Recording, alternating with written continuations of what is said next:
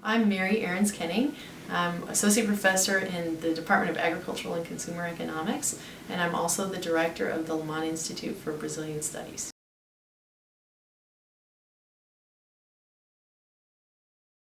Well, one thing that excites me about the problem of post-harvest loss is I think it's an understudied problem, but one that has a huge impact on people.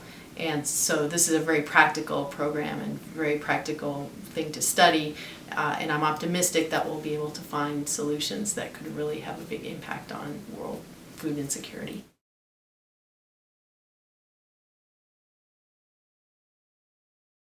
It's great to have the Post-Harvest Loss Institute here as someone who's focused on Brazilian studies. Brazil is a big player in the Institute, and it brings together all these different faculty members on campus from engineering, social sciences, to try to solve a problem. So that's very exciting. It builds upon our excellent resources here.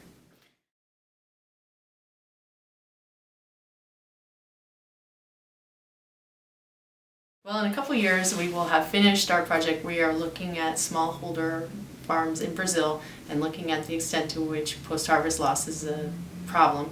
That we don't really know much about that right now. Most of the attention is focused on the large farms in the Central West region.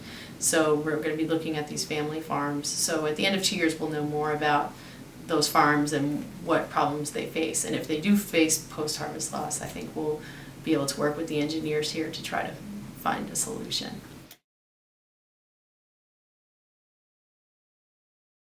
I have a collaborator in Brazil, Annika Sufi, who is great to work with.